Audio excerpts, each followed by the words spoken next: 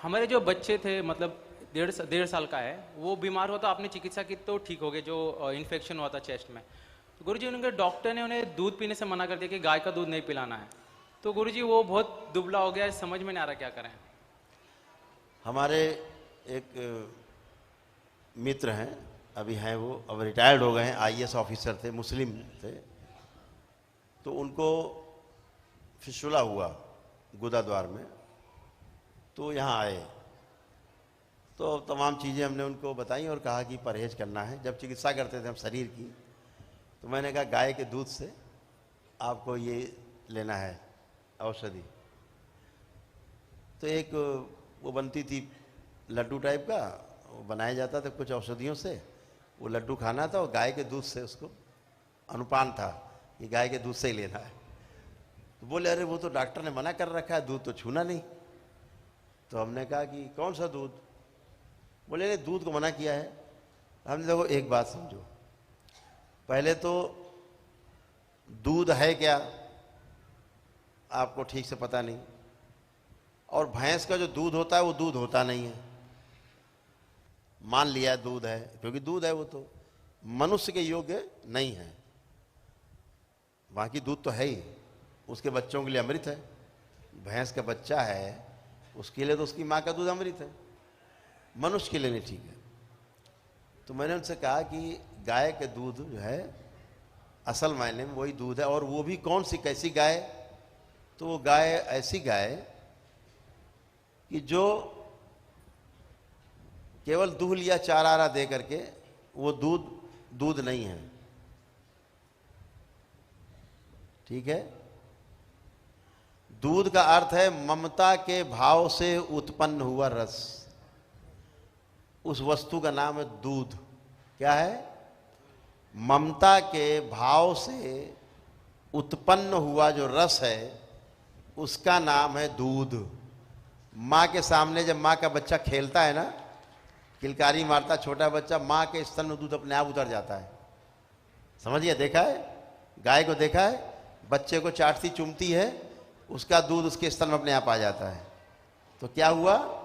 ममता के भाव से उत्पन्न हुआ रस, ये दूध है। अब ये दूध दुहा जाएगा, ये अमृत है। और वो टीका लगा के, इंजेक्शन लगा के दूध है, ये जहर है। तो गाय का दूध सर्वश्रेष्ठ है। तो एक और हमारे मुस्लिम मित्र थे और जयपुर में रहते हैं, चिकित्सक हैं, प्राकृतिक चिकित्सक हैं आयुर्वेद से। तो मैंने उन्हीं के सामने मोबाइल उनको फ़ोन मिलाया और स्पीकर ऑन किया। तो हमने उनसे पूछा, भाई इस्माइल भाई जरा ये आए हैं श्रीमान जी, इनको बताइए कि दूध पीना चाहिए कि नहीं पीना चाहिए, इनको इन्फेक्शन तमाम। कहने बिल्कुल पीना चाहिए, लेकिन गाय का दूध होना चाहिए। उन्होंने बताया, इस्माइल भाई ने बताया गाय का दूध होना चाहिए। तो फिर उन्होंने डिस्कस किया गाय का ही क्यों होना चाहिए, तो फिर उन्होंने व्याख्या कर दी। तो गाय का दूध सर्वश्रेष्ठ है। गाय का दूध तो इन्फेक्शन को मारता है। एक बात और समझ लीजिए आप सभी लोग, हमने एक बार हमारे जो आध्यात्मिक गुरु थे श्री ए नागराज जी अमरकंटक, तो हमने एक बार पूछा,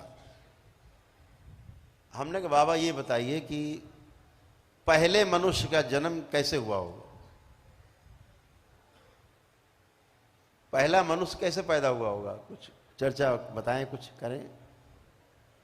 तो उन्होंने कहा मुझे लगता है कि पहला जो मनुष्य रहा होगा धरती पर, उसका जन्म गाय के पेट से हुआ होगा, गाय से हुआ होगा। तो हमने कहा वो कैसे? बोले वो बस हुआ होगा, यही लगता है गाय से जन्म हुआ होगा। इसको हमने अध्ययन किया। जब अध्ययन किया तो बहुत अद्भुत चीज निकल के आई,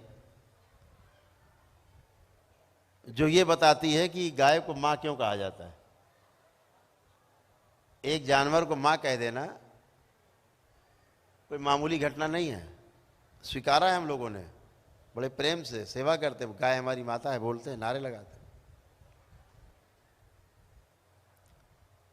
तो जब इस पे ध्यान दिया, अनुसंधान किया,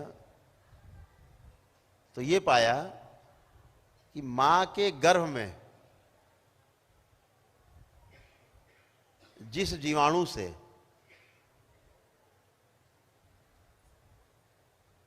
हमारा शरीर बना, अंदर पला बढ़ा पोषित हुआ, फिर मां के दुग्ध में भी जब स्तनपान करता है बच्चा, हम लोगों ने किया, वही जीवाणु हमारा पोषण फिर करता है। तो ये अद्भुत है कि वो जो जीवाणु है जो मां के गर्भ में रहता है, स्तन में रहता है, वही जिससे हमारा शरीर पलता बढ़ता है, हम जब तक थोड़ा बड़े नहीं हो जाते तब तक उसी जीवाणु से पलते हैं।